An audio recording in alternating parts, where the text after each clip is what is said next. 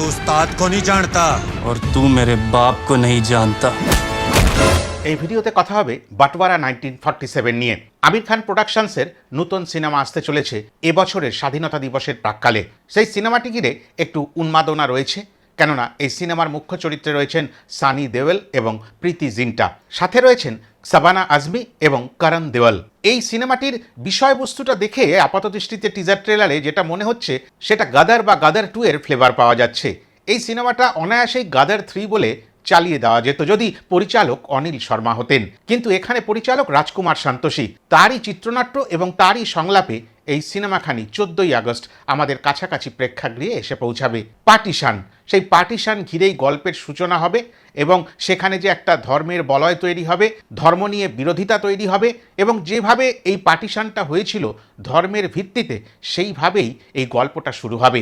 যেসব মুসলমানরা আলাদা দেশ চেয়েছিলেন, দেশ ভাগের পরে তারা পাকিস্তানে চলে যাবেন, আর যারা হিন্দু হয়ে এখানে থেকে যেতে চেয়েছেন বা ওই ভাগে পড়া পাকিস্তানে যারা হিন্দু ছিলেন তারা ফিরে আসতে চাইছেন, উভয় ক্ষেত্রেই সেইভাবেই বাটোয়ারা হয়ে যাবে।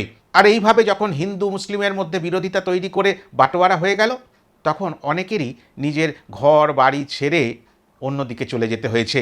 অনেকের মায়ার জায়গা সহজে ছাড়তে পারেননি, পুরো পরিবার হয়তো চলে গেছে, কোনো বয়স্ক মানুষ হয়তো সেই ভিটেমাটিখানি জড়িয়ে ধরে বিপদ মাথায় করে পড়ে রয়েছেন।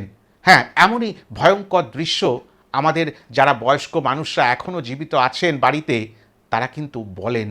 সেই গল্পগুলো বিশেষ করে আমাদের মতন পরিণত বয়স্কের মানুষরা জানি, শুনেছি, এবং এমন মানুষগুলোর থেকে শুনেছি যারা এই বিষয়গুলির সম্মুখীন হয়েছেন।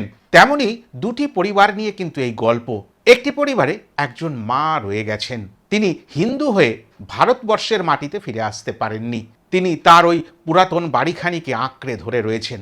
আর সেইটাই সানি দেওল, প্রীতি জিন্টা বা তার সমস্ত পরিবার যখন গিয়ে পৌঁছায়, তখন তাদের নামেই সেই বাড়িখানি সরকার থেকে দেওয়া হয় থাকার জন্য। এবং যখন সেখানে গিয়ে পৌঁছায় তখন দেখছেন একজন বুড়ি মা রয়ে গেছেন।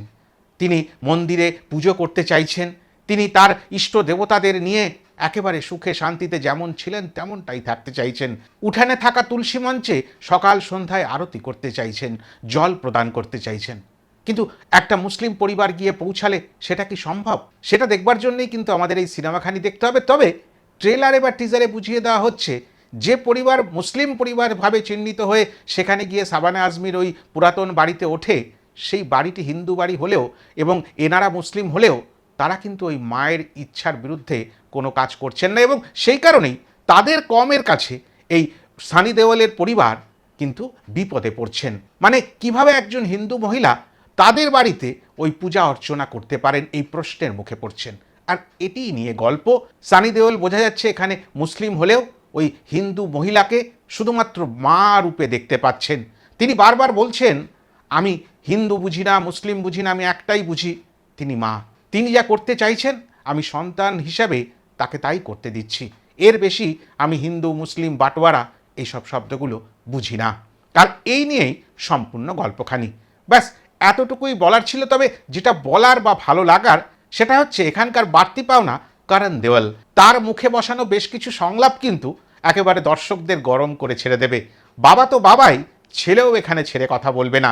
সংলাপের বিন্যাস এমনভাবে করা হয়েছে বাপ ছেলে মিলে সমস্ত সিটি আর হাততালি একেবারে প্রেক্ষাগৃহে টামিয়ে নেবে, এবং প্রেক্ষাগৃহ যে একেবারে উন্মাদনা উত্তেজনায় ভরে দেবে আর স্বাধীনতা দিবসের ওই দিনগুলিকে একেবারে যে উজ্জ্বল করে তুলবে সেটা পরিষ্কারভাবে বোঝা যাচ্ছে। আর বাটোয়ারা নামটা যে তখন একেবারে সার্থক হয়ে যাবে সেটা বোঝা যাচ্ছে। তবে এখানে শাবানা আজমির চরিত্রখানিও চোখে পড়ার মতো। তিনি যে চরিত্র অভিনয় করছেন আর যেভাবে দৃশ্যগুলো উঠে আসছে সেটা কিন্তু অনেক পুরানো দিনের কথা মনে করিয়ে দিচ্ছে। শাবানা আজমির মতন একজন বড় অভিনেত্রী পর্দায় থাকা একটা অন্য ধরনের অনুভূতির কাজ করে যাবে। পাশাপাশি প্রীতি জিন্টার সঙ্গে সানি দেওলের জুটি, সেটাও মনে রাখার মতন। আমরা 2001 সাল থেকে তার আস্বাদন গ্রহণ করে চলেছি। আজও হঠাৎ হঠাৎ করে ওই দৃশ্যগুলো আমাদের সামনে এসে পৌঁছালে তখন অন্যরকম ভালো লাগা কাজ করে। আর সানি দেওল তো রয়েছেনই, তার তো ওই গগন বিদারী সংলাপ প্রক্ষেপণ, আর পাশাপাশি নিশ্চয়ই বিজিএমও সেই রকম করেছেন। সব কিছু মিলিয়ে এই সিনেমাটার প্রতি কিন্তু আমার একটু আকর্ষণ রয়েই গেল। পাশাপাশি প্রচুর মানুষ আছেন এই ধরনের সিনেমা দেখতে ভালোবাসেন। ভারত মাতা কি জয় বলে এই ট্রেলারটি বিশেষ করে শুরু হচ্ছে ভারতীয় পতাকাকে একেবারে উড়িয়ে দিয়ে, তবে ট্রেলারের শুভ সূচনা। এর আগে টিজার 1 টিজার 2 এসছে, সেগুলোকেও কিন্তু মানুষ খুব ভালোভাবে গ্রহণ করেছে। আর এই সিনেমাখানির বাড়তি পাওনা এআর রহমানের মিউজিক আর জাভেদ আখতারের লিরিক্স।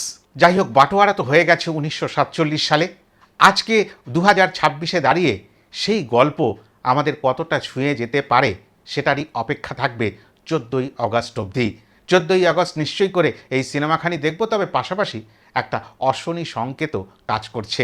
সেটা হচ্ছে ওই দিনই আমাদের বাংলা সিনেমা, কেউ বলে বিপ্লবী, কেউ বলে ডাকাত, যেটা জিতের দীর্ঘ 2 বছর পরে ফিরে আসার সিনেমা, সেই সিনেমাখানি আমাদের কাছাকাছি প্রেক্ষাগৃহগুলোতে রিলিজ হতে চলেছে, যার ট্রেলার লঞ্চ হতে চলেছে আগামী 2রা আগস্ট। আর সেটাকে ঘিরেও কিন্তু অনেক চাহিদা রয়েছে দর্শকদের মধ্যে। সেটাও কিন্তু একটা পিরিয়ডিক সিনেমা।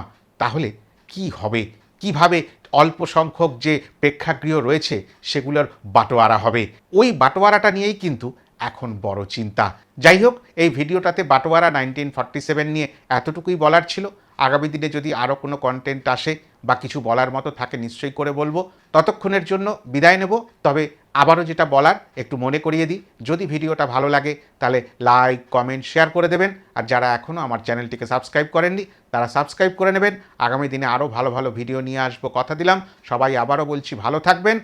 নমস্কার। বন্দে মাতরম।